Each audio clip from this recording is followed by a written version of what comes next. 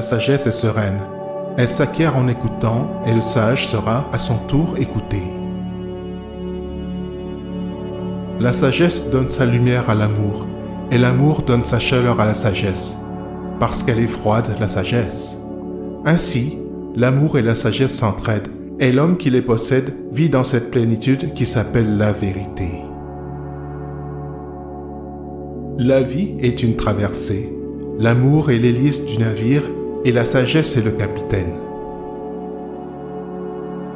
Vous ne pouvez jamais être heureux si vous ne pratiquez pas l'art de la sagesse au quotidien. Après avoir souffert, il faut souffrir encore. C'est l'usage quotidien de la sagesse qui fait arrêter de souffrir. C'est tout à fait le propre du sage d'œuvrer beaucoup et de parler peu. Le sage s'instruit en observant les fautes des autres. La vie est plus belle que ne la consentent les hommes. La sagesse n'est pas dans la raison, mais dans l'amour. Un cœur aimant est la plus vraie des sagesses. Le sage se demande à lui-même la cause de ses fautes. L'insensé la demande aux autres. Penser et agir à contre-courant des manies et des modes du jour, c'est le commencement de la sagesse. Le sage, c'est celui qui lit à la fois dans les livres et dans la vie. La sagesse, c'est apprendre. Apprendre à se maîtriser, apprendre à vivre, apprendre à penser, apprendre à pardonner, apprendre à aimer. Quand on renonce à aimer pour choisir ce que l'on croit être la sagesse, quand on oublie que la vie est un acte d'amour, un jour vient où l'on découvre que l'on a perdu. Mûrir dépend davantage de ce que t'apprennent tes expériences que des années que tu as vécues.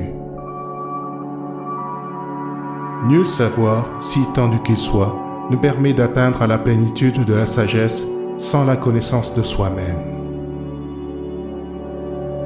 Il y a dans l'âme d'un sage un élan insurmontable vers l'amour. Il a le vif désir d'aimer et de rendre quelque service à tout ce qu'il voit, au plus infime des êtres mêmes. Et quoi qu'il ait tant de savoir, il voit du même œil les petites choses et les plus grandes. La sagesse, c'est avoir les connaissances appropriées, les appliquer et si l'occasion se présente, les transmettre. Ils se trompent, ceux qui croient pouvoir arriver à la sagesse en négligeant l'amour.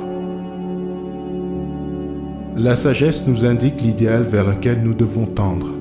Et pour réaliser ce programme, nous devons adopter les méthodes de l'amour en vivant chaque minute consciemment avec beaucoup d'attention.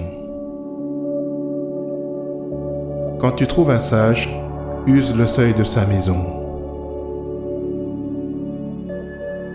Les hommes d'aujourd'hui recherchent les connaissances, pas la sagesse. Les connaissances concernent le passé, la sagesse l'avenir. Par 3 méthodes, nous pouvons apprendre la sagesse. Tout d'abord, grâce à la réflexion, qui est la plus noble. En second lieu, par imitation, qui est la plus facile.